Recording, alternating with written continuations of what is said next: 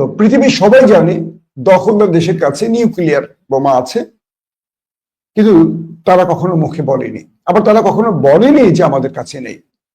সাম্প্রতিক প্যালেস্টাইন দখলদার যুদ্ধে ইরানের বেশ কয়েকজন মন্ত্রী মুখ ফুসকে বলে ফেলেছিল, যদি হিজবুল্লাহ বা ইয়েমেন বা ফিলিস্তিনিরা বাড়াবাড়ি বেশি করে তাহলে আমরা নিউক্লিয়ার অ্যাটাক করে বসবো।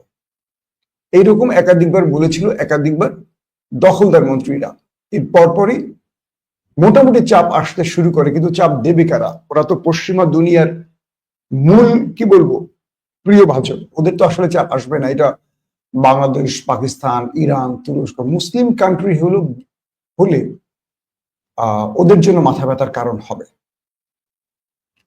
এরপর তার বক্তব্যকে সে পিছিয়ে নিয়ে বলেছে যে না, এটা আমি ভুলক্রমে বলেছিলাম। ভুলক্রমে এরকম কথা কোনো মন্ত্রী বলতে পারে না যদি তার ঘরে পারমাণবিক বা নিউক্লিয়ার বোমা না থাকে। তো বলা আছে যে দখলদার দেশটির কাছে এই মুহূর্তে অ্যাক্টিভ 90টি পারমাণবিক বোমা রয়েছে।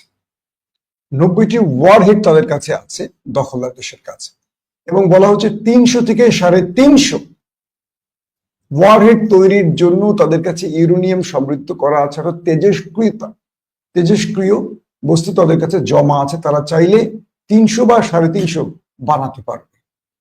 অথচ দেখেন এই দেশটি ইরানে পারমাণবিক প্রযুক্তি ধ্বংসের জন্য উঠে পড়ে লেগেছে। যার নিজের ঘরে গোপন নিউক্লিয়ার বোমা রয়েছে, সে আরেকটি দেশে নিউক্লিয়ার ধ্বংসের জন্য ব্যস্ত হয়ে গেছে।